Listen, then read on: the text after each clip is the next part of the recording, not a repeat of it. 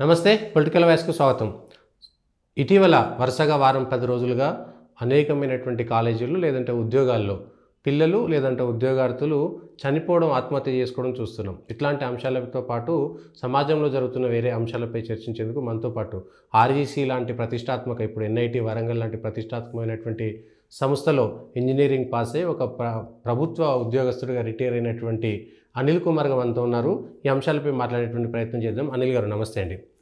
Sir, ఇప్పుడు విద్యార్థులు మీరు చదువుకున్నారు, మామూలు సాధారణ పాఠశాలలో చదువుకొని ఆర్ఈసీ లాంటి వరంగల్ ఇప్పుడు ఎన్ఐటీగా మారినటువంటి దగ్గర చదువుకొని ఇవాళ ఒక ప్రతిష్టాత్మకమైనటువంటి మిదాని లాంటి సంస్థలు, హెచ్ఏఎల్ లాంటి సంస్థల్లో పనిచేసి రిటైర్ అయినారు.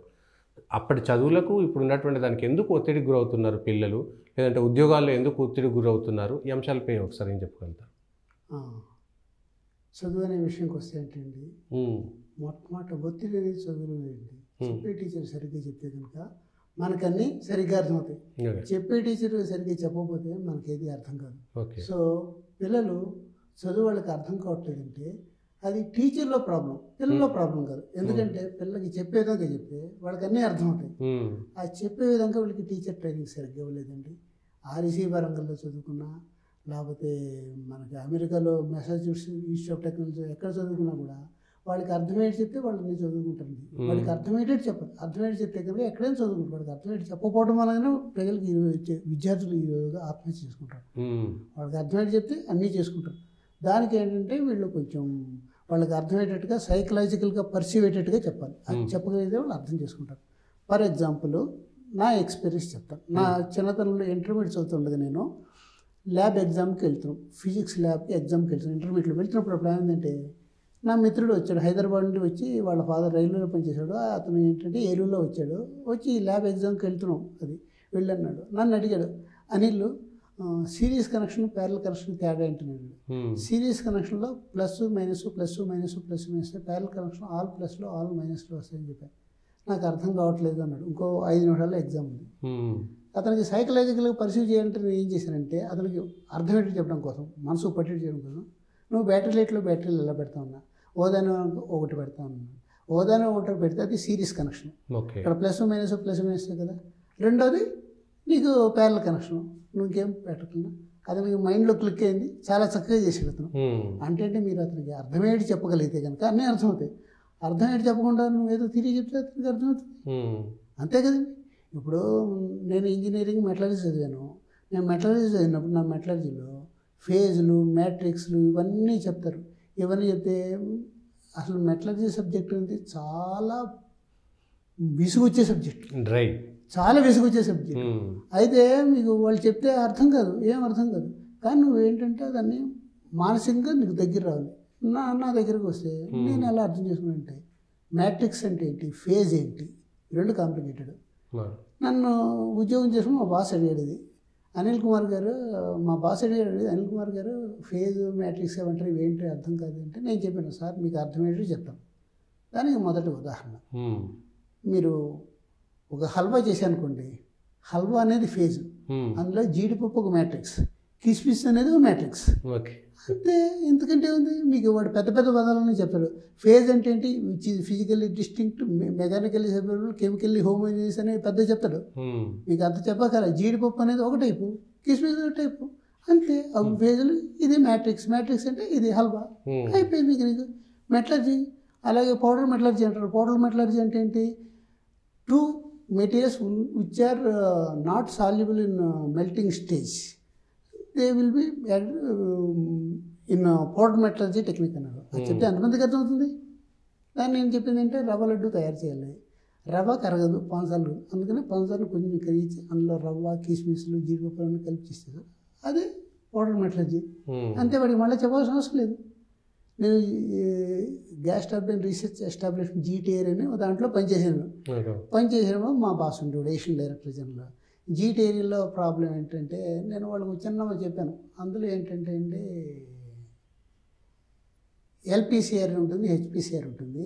ఎల్పిసిఆర్ యొక్క రన్డౌన్ టైము హెచ్పిసిఆర్ రన్డౌన్ టైం కంటే నార్మల్గా ఎక్కువ ఉండాలి, కానీ తక్కువ ఉంది.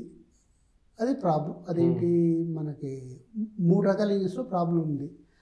ఎందుకు తక్కువ ఉందంటే ఏంటంటే అది వాటి బేరింగ్ సిస్టంలో ప్రాబ్లం ఉంది అంటే ఆయనకు అర్థం కాలేదు. ఆయనకు అర్థం అవటం కోసం ఏం చెప్పారంటే, ఆయన ఏషియన్ డైరెక్టర్ జనరల్ కంటే నాకంటే 3 స్టెప్పులు ఎక్కువ. ఆయన సార్ మీరు సైకిల్ పట్టుకుంటారు, దాన్ని వేళ్లాడదీస్తారు, వేళ్లాడదీసిన తర్వాత వెనకాల వీళ్ళు ఒకసారి తిప్పేసేసి మీరు వదిలేస్తారు. అది ఆగటానికి మీకు ఎంతసేపు పడుతుంది? వితిన్ 1 minute పడుతుంది. అదే ఫ్రంట్ వీల్ ఉందనుకోండి, మీరు వేళ్లాడేసి తిప్పండి, అది ఆగటానికి 5 minutes పడుతుంది. ఎందుకంటే అక్కడ ఫ్రీగా రొటేట్ అవుతుంది, అక్కడ బేరింగ్ సిస్టమ్స్ పడతాయి.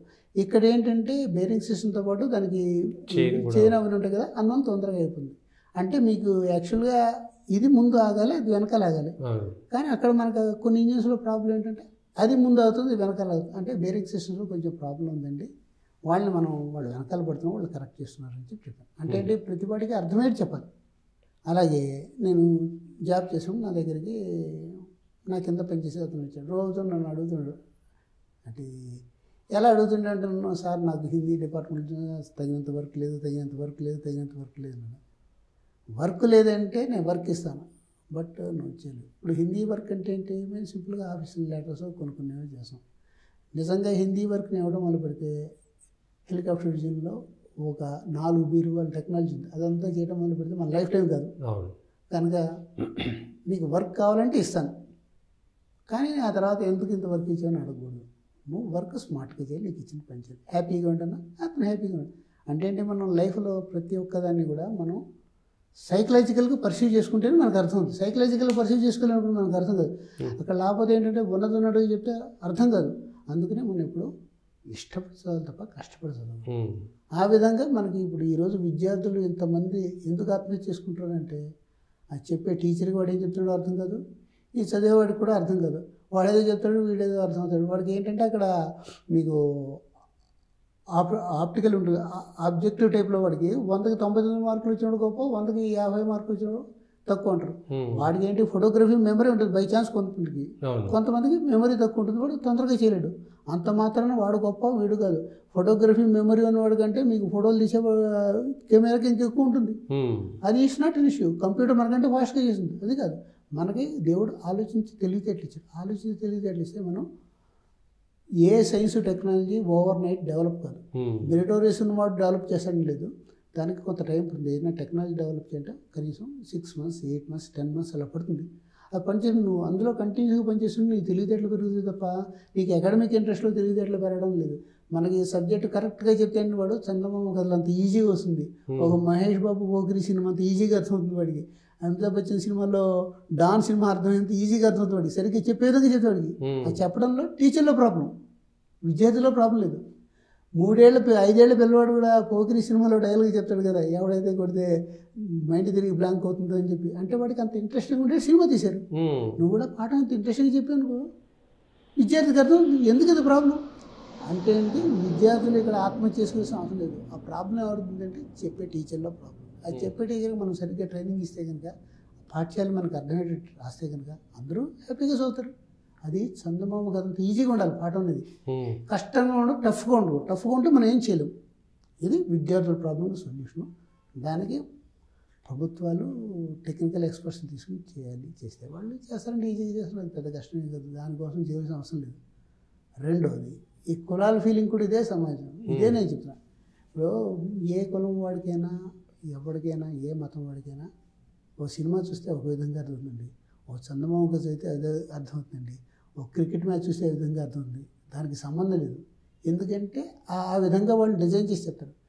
కానీ ఈ తెలివితేటలు అనేవి వీళ్ళు ఎక్కువ అనుకుంటారు. ఎవరికి తెలివితేటలు లేవండి. తెలివితేటలు అనేవి మనకి అనుభవం ద్వారా వస్తాయి. ఈ ఫోటోగ్రఫీ మెమరీ ఉన్నవాడికి కొంచెం ఫాస్ట్గా వాడు అన్నీ గుర్తుపెట్టుకుంటాడు, ఆ మెమరీ ఉన్నవాడు స్లో గుర్తుపెట్టాడు. ఆల్బర్ట్ ఐన్స్టీన్ ఉన్నాడు. ఆల్బర్ట్ ఐన్స్టీన్ ఏమన్నాడు? చాలా డల్ క్యాండిడేట్, కానీ మన దాంట్లో థియరీ ఆఫ్ రిలేటివిటీ ప్రతిపాదించాడు. థియరీ ఆఫ్ రిలేటివిటీని ఎవరైనా అడిగితే ఎలా అంటే, మీకు అర్థమయ్యే భాషలో చెప్తాను. నువ్వు నీ గర్ల్ ఫ్రెండ్తో మాట్లాడుతుంటే 1 hour కూడా 1 minute కనబడుతుంది.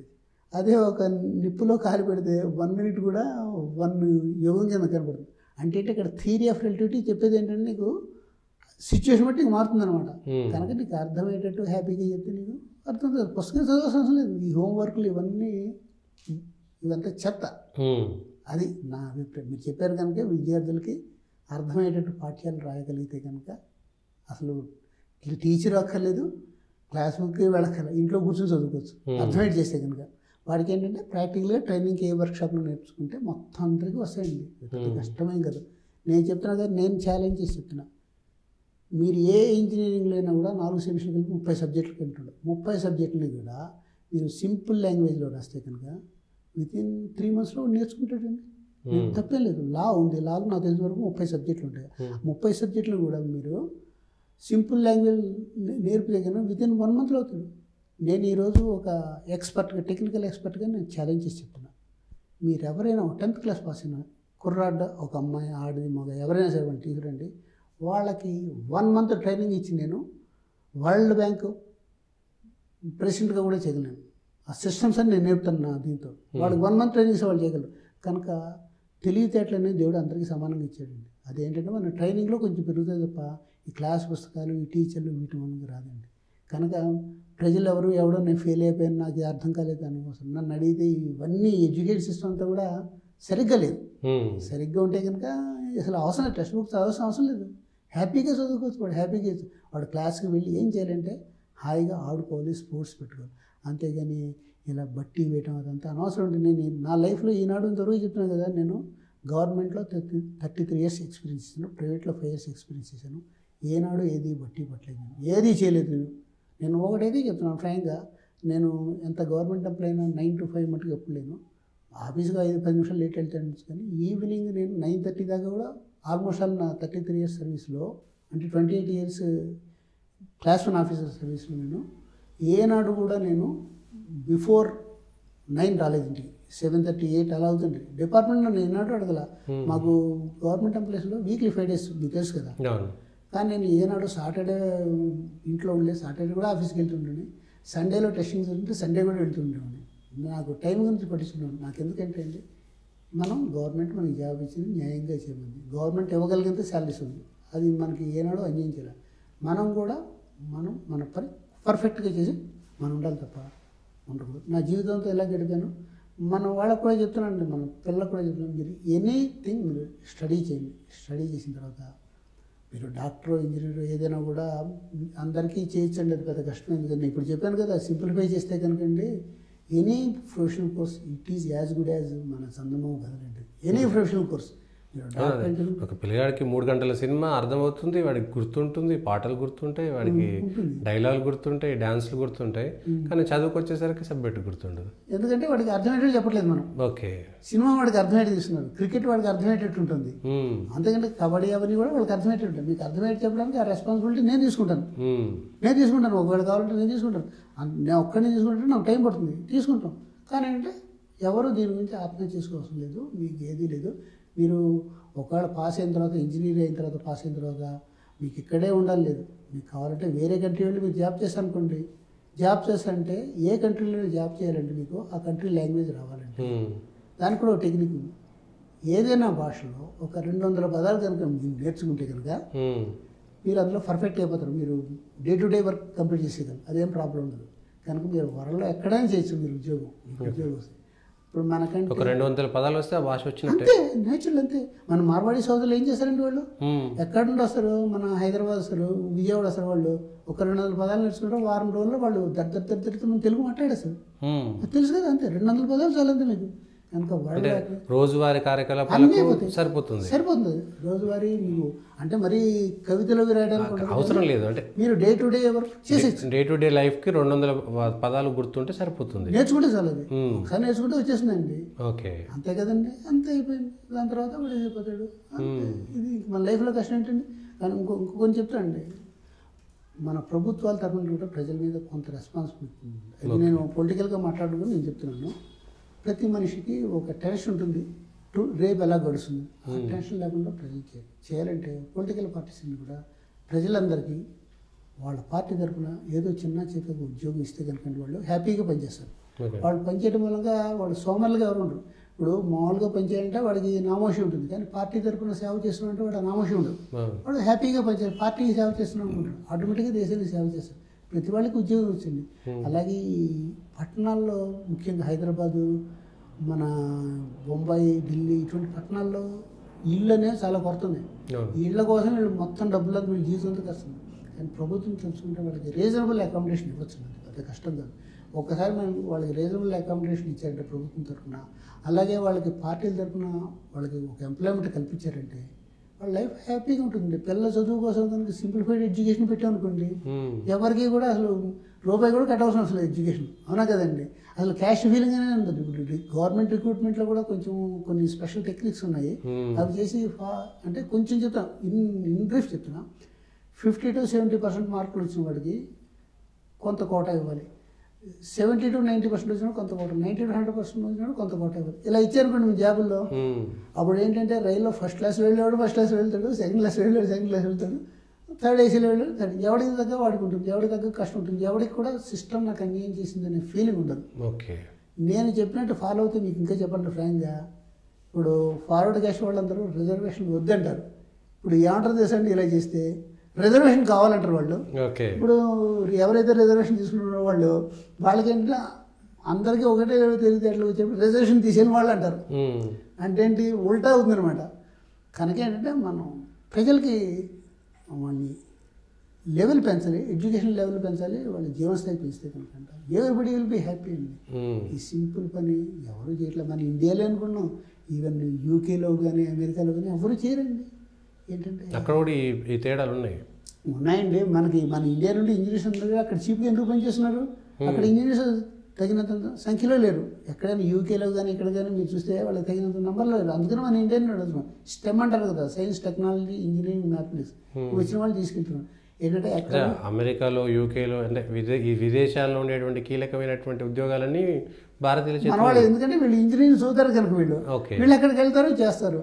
వీళ్ళకి మనకి ఇండియాలో ఏంటంటే పిల్లల చదువు కోసం వాడు మొత్తం అన్ని అమ్మేసుకుని చేసేస్తాడు. కానీ అసలు సీక్రెట్ ఏంటంటే వాడికి ఎడ్యుకేషన్ సింపుల్ చేసి ఏది అమ్ముకోక్కర్లేదండి. వాడు హాయిగా చేసి అసలు ₹1 కూడా కట్టకల్లా. ఎందుకు కట్టాలండి? మీకు సైన్స్ అంటే ఏంటండి, systematic knowledge. What is science? Science is nothing but systematic knowledge. మీరు సిస్టమేటిక్గా వాడికి చెప్పారనుకోండి, వాడికి అర్థమవుతుంది. మీరు సినిమా చూసినంత హ్యాపీగా వాడికి చెప్పారు. పుస్తకం కూడా పట్టుకోగల, వాడు బై హార్ట్ చేయగల. ప్రతి వాడు he will become a engineer, doctor, scientist, anybody can do. నేను కావాలంటే ఈ విషయం నేను I'm standing on my word, I can give assurance to anybody.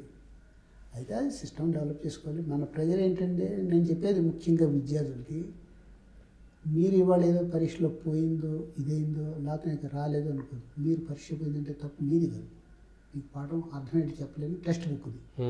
ఇప్పుడు మనకి 12th స్టాండర్డ్ దాకా నాకు తెలిసిన వరకు కూడా మన మామూలుగా ఆర్ట్స్ అండ్ సైన్స్లో మటుకు గవర్నమెంట్ టెక్స్ట్ బుక్స్ ఉన్నాయి. అదే ఇంజనీరింగ్లోను మెడిసిన్స్లోనూ నాకు తెలిసిన వరకు గవర్నమెంట్ టెక్స్ట్ బుక్లు. కానీ గవర్నమెంట్ ఎక్స్పర్ట్స్ కూర్చొని వాటి మీద కూడా టెక్స్ట్ బుక్ రాస్తే అది స్టాండర్డ్గా పెట్టాలి. ఆ టెక్స్ట్ బుక్స్ కూడా వాళ్ళకి అర్థమయ్యేటట్టు ఉండాలి. అంత తప్ప వాళ్ళు తల తినేటట్టు ఉండకూడదు. ఉంటే ఇంకేముంది, ఎవరు చదువుతారు? సింపుల్గా ఇచ్చేయాలి. ఈవెన్ మన లాస్ కూడా ఎలా ఉన్నది తెలుసండి, మనకి కాన్స్టిట్యూషన్ ఆఫ్ ఇండియాలో కానీ మన లాస్ కానీ ఎవరికి అర్థమయ్యేటట్టు ఉండవు కోర్టు భాష. అది సింప్లిఫై చేసి రాస్తే అందరికీ అర్థమవుతుందండి. ఎందుకు చేయరంటే ఎవరికి ఇంట్రెస్ట్ లేదు, ఎవరు అనరు. నాలాంటి వాడు ఎవరిని అయితే నేను విప్లవవాది అంటాను, అందుకనే మాట్లాడను. అంటే ఉద్యోగం కూడా అంత సింపుల్గా చేయొచ్చా, ఏ ఒత్తిడి లేకుండా? నేను మీకు ఇప్పుడే చెప్పాకండి, మీరు ఎవడైనా 10th క్లాస్ చదివివ్వండి, 10th క్లాస్ చదివివ్వండి, నా దగ్గర తీసుకురండి. వాడికి 3 నెలలు నేను ట్రైనింగ్ ఇస్తాను. మీరు ఏ ఆర్గనైజేషన్ కావాలంటే, ఈవెన్ నాసా కూడా నేను అనకూడదు, ఆ మాట అనకూడదు. నాసా ఉంది కదా అమెరికాలో, నాసాలో కూడా వాడికి నేను 3 నెలలు ట్రైనింగ్ ఇచ్చి ఆ డైరెక్ట్ చేసే పని నేను చేయిస్తాను. నాకు కాన్ఫిడెన్స్, ఎందుకంటే నేను పనిచేసిన డిపార్ట్మెంట్ DGAకి అంటారు, directorate general of aeronautical qualifications. నా లైఫ్లో నేను HALలో హిందుస్థాన్ ఏరోనాటికల్ ఇన్స్టిట్యూట్ అంటారు, అందులో ఇంజిన్స్ డివిజన్లో పనిచేశాను నేను. ఆ తర్వాత హెలికాప్టర్ డివిజన్లో పనిచేశాను, ఎయిర్క్రాఫ్ట్ రీసెర్చ్ అండ్ డెవలప్మెంట్ సెంటర్లో పనిచేశాను. ఆ తర్వాత ఫౌండరీ ఫోర్స్లో పనిచేశాను. ఇక్కడ DRDAలో నేను దాదాపు 9 ప్రాజెక్టులు టేకప్ చేసిన మా డిపార్ట్మెంట్. ఇక్కడ MSQ అని ఒకటి ఉంది, missile system quality assurance agency. అందులో 9 ప్రాజెక్ట్స్ నేను డైరెక్టర్గా హ్యాండిల్ చేశాను. ఆ తర్వాత BDLలో డైరెక్టర్గా ఉన్నప్పుడు 3 ప్రాజెక్టులు హ్యాండిల్ చేశాను నేను. ఆ తర్వాత కోరాపుట్లో ఇంజన్ ఫ్యాక్టరీలో పనిచేశాను. సో ఇవన్నీ పనిచేసిన తర్వాత నాకు అర్థమైంది ఏంటంటే, సిస్టమ్స్ మనం కరెక్ట్గా ప్రాక్టీస్ చేస్తే కనుక ఏ ప్రాబ్లం ఉండదు. మీకు ఏది తెలవకల, మీరు ఏ ఇంజనీరింగ్ అయినా కూడా you can do anything. You to manage the systems. దానికి ఐఎమ్ గ్యారంటీ. అందుకే చెప్పే కదా, మీరు ఎవరైనా 10th క్లాస్ క్యాండిడేట్ తీసుకుంటే నేను నాసా చైర్మన్ కూడా చేయగలను. 3 నెలలు ట్రైనింగ్ ఇస్తాయి. ఈ మాత్రం కాన్ఫిడెన్స్గా ఎంతమంది చెప్తారు చెప్పండి. ఎందుకంటే ఎవరికి వాళ్ళు ఏదో గడిపేస్తున్నాం, గడపద్దు, లైఫ్ హ్యాపీగా గడపండి, మీరు ఏ టెన్షన్ పెట్టుకోదు. గవర్నమెంట్ని మాకు ఏ కావాలి అని చెప్పి మీరు విజ్ఞప్తి చేయండి. గవర్నమెంట్ అయిపోతే అప్పుడు ఏం చేయాలో మీకు తెలుసు, నేను చెప్పక్కలే కదా. ఓటర్స్ ఆర్ మోర్ ఎడ్యుకేటెడ్ చేస్తే అంటారా ప్రభుత్వాలు అట్లాంటి పనులు చేయగలుగుతాయా? సాధ్యమయ్యేటువంటి పని అది? సాధ్యం అంటే నేను 2020లో రిటైర్ అయ్యానండి. రిటైర్ అయిన తర్వాత ఏంటంటే నేను ఒక 2 ఏళ్ళు కోవిడ్ మూలంగా అయిపోయాను. ఆ తర్వాత కొంచెం నేను లాటరీ వేసి ఏ పార్టీకి అడగాల్సి వస్తే బీజేపీ వచ్చింది. మన హైదరాబాద్లో బీజేపీలో వచ్చి అడిగాను. అడిగితే వాళ్ళని కొంచెం చెప్తే నా మాట వినిపించుకున్న వాళ్ళు ఎవరు లేరు. ఎందుకంటే వాళ్ళందరూ కూడా కొంచెం నాకంటే ఎక్కువ తెలివితేటలు ఉన్న వాళ్ళేమో అనిపించింది, వదిలేసాను. ఆ తర్వాత నేను విజయవాడ కూడా వెళ్ళాను, ఆంధ్ర ఎలక్షన్స్ కూడా. వాళ్ళు కూడా నాకంటే ఎక్కువ మేధావులు అనిపించింది, వాళ్ళకి కన్విన్స్ అయిపోయింది. మన మహారాష్ట్ర వెళ్ళాను. మహారాష్ట్ర వెళ్తే నాకు నెక్ టు నెక్ అయిపోయింది. నాకు మినిమం 3 months కావాలి నా ఓన్గా నేను ఏమన్నా చేయాలంటే. అది మినిమం 3 months టైం కూడా లేకపోయింది. వెళ్ళాను నేను, బీజేపీ వాళ్ళని రిక్వెస్ట్ చేశాను కానీ వాళ్ళు ఇంట్రెస్ట్ చూసలేదు. శివసేన వాళ్ళని రిక్వెస్ట్ చేశాను, బాబు మిమ్మల్ని ఎలక్షన్లో గెలిపిస్తాను, మీకు 100 సీట్లు వచ్చి చేస్తాను, మీకు అప్పుడు మీకు హోల్డ్ ఉంటుంది, మీరు కొంచెం గట్టిగా అలయన్స్లో మాట్లాడగలరు, ఒకసారి మీకోసం పనిచేస్తే ఆటోమేటిక్గా బీజేపీకి కూడా వస్తుంది, మిగతా వాళ్ళందరికీ వస్తుంది. మీరేంటంటే కొంచెం బీజేపీ దేశభక్తి పార్టీ అనుకుంటుంది, అది కూడా చేయగలుగుతుంది. ట్రై చేశాను కానీ చివరికి చిన్న పార్టీ శివసేన కూడా ఏకనాథ్ షిండేని నన్ను ఒకసారి కల్పించాలంటే కల్పించలేపారు వాళ్ళు. నేను 3 రోజులు వాళ్ళ కోసం ఉన్నాను బొంబాయిలో. ఆ తర్వాత పూణేలో దాదాపుగా 1.5 months ఉన్నాను. నేను ఎవరిని ఏం చేయలేకపోయింది చెప్పి చివరికి డ్రాప్ అయిపోయాను.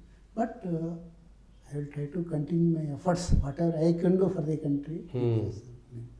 ఎందుకంటే ఇప్పుడు నా పొజిషన్కి నా నాలెడ్జ్కి నేను అబ్రాడ్ వెళ్తే నాకు 10 కోట్ల ప్యాకేజ్ వస్తుంది. నాకు డబ్బులు అవసరం లేదండి. ఈరోజు నేను ఏం తెలుసంటే రోజుకి తాగేది 3 టీలు, 2 పూట్ల మిల్లెట్ రైస్ తింటాను. నాకు రోజు ఖర్చు అంతా కలిపి 100 రూపాయలు కూడా ఉండదు. నాకు ఎందుకంటే డబ్బులు అవసరం లేదు, నాకు లేదు, హ్యాపీ. నాది సమాజం నాకు ఎంత ఇచ్చింది, దీనికి ఇంటాను సమాజం నేను ఎదురు చేయాలి, అదే పాలు, అంతకంటే ఏం లేదు. నేను అందుకనే మన పొలిటికల్ వాయిస్ ఛానల్లో సతీష్ గారు ఆయన చాలా బాధపడిపోతుంటే నాకు కూడా అనిపించింది ఇక్కడికి వచ్చి ఒకసారి మాట్లాడదాం, సార్ని రిక్వెస్ట్ చేసి మాట్లాడదాం చెప్పి వచ్చాను.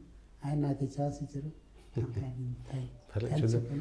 సమాజంలో మార్పు కోసం అందరం ప్రయత్నం చేద్దాము, మంచి కోసం అందరం ప్రయత్నం చేద్దాం. థ్యాంక్ యూ అనిల్ గారు. విద్యార్థులు కానీ ఉద్యోగస్తులు కానీ ఒత్తిడి లేకుండా ఒక 10వ తరగతి విద్యార్థి కూడా నాసాకు వెళ్ళేటువంటి అవకాశం ఉండే విధంగా చదువులను మార్చుకోవచ్చు, సింప్లిఫై చేస్తేనేటువంటి సారాంశం.